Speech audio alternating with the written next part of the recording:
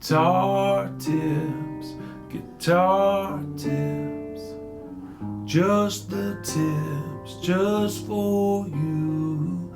Guitar tips. Do you know that chord? It's kind of cool. A flat minor with the 9 and the 6. Pretty cool. Anyway, hello there.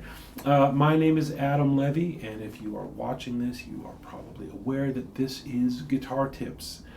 It is my semi-regular video blog series. I post new tips here kind of every week, not all the time.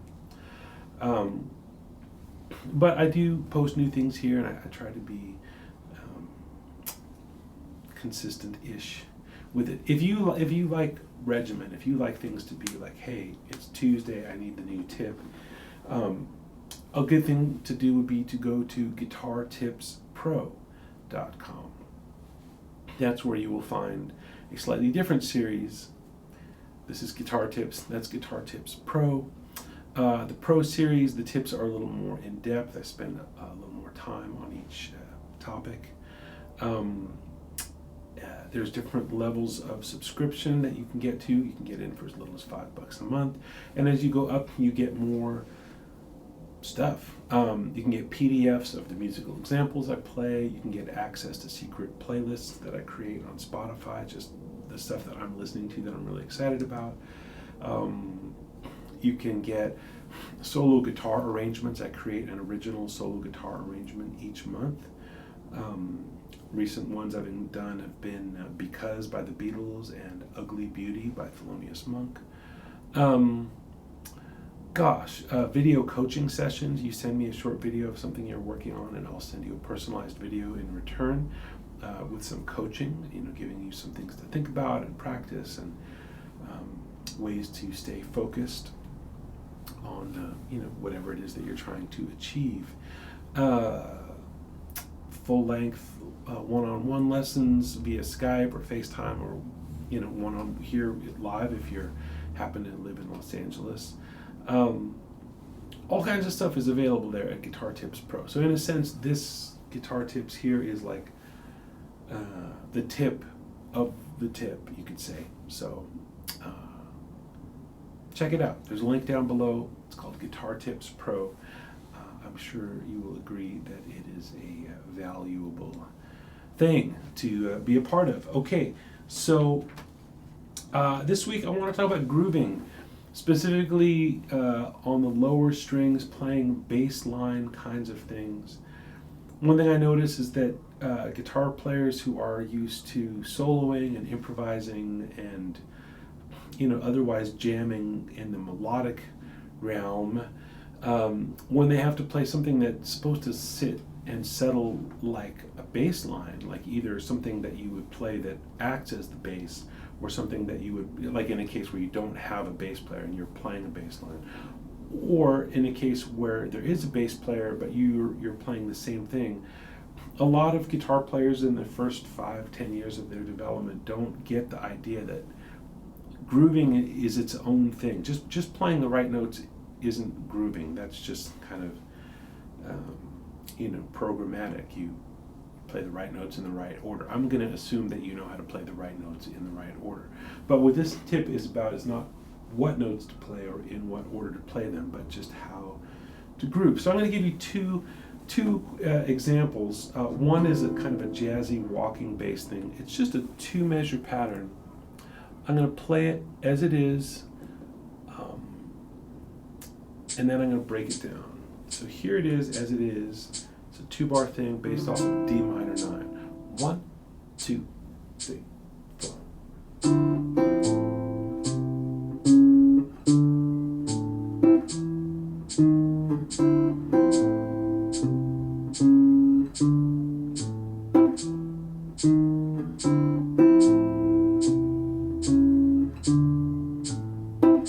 So it's 1 and 2, 3, 4, 1, 2, and 3, 4.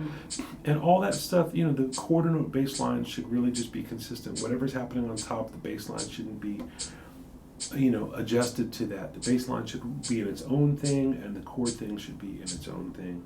Together, it'll sound really cool if they can act independently.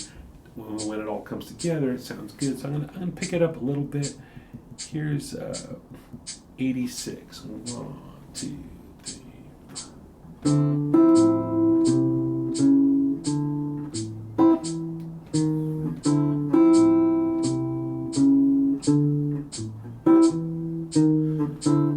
So try different fingerings and can't talk and play it at the same time. And see what lays. I'm trying different things here. I'm going to speed up just 2 more ticks. So here's 88.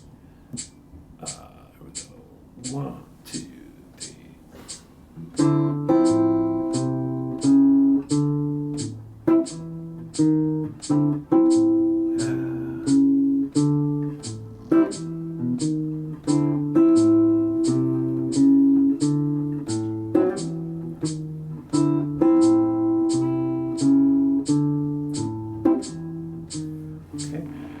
So,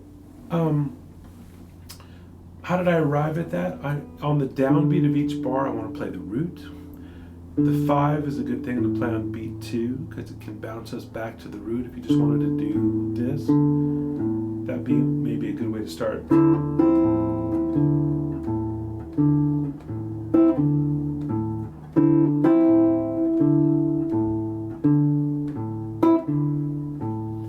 And then the other notes, what I'm doing is I'm going chromatically up to D.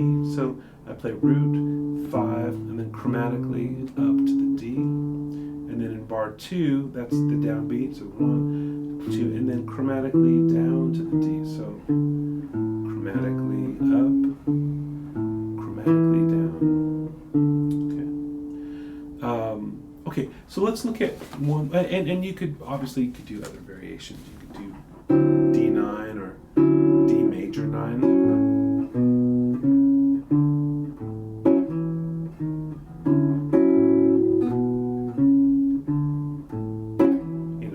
Other chord qualities, whatever you like. And then the other kind of groove is more of a funk kind of thing. This is loosely based on a song by a band called The Meters that you might be aware of. They are a funk, were and maybe still are, I don't know, a funk band from New Orleans with a really particular style. And they have a song called People Say, and this is a groove that's loosely based on People Say.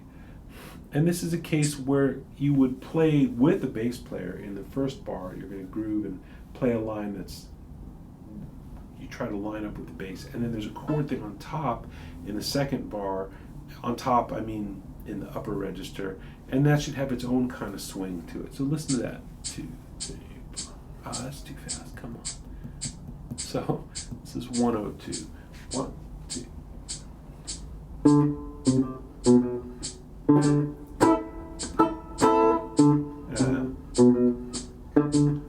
Here it is. That's right.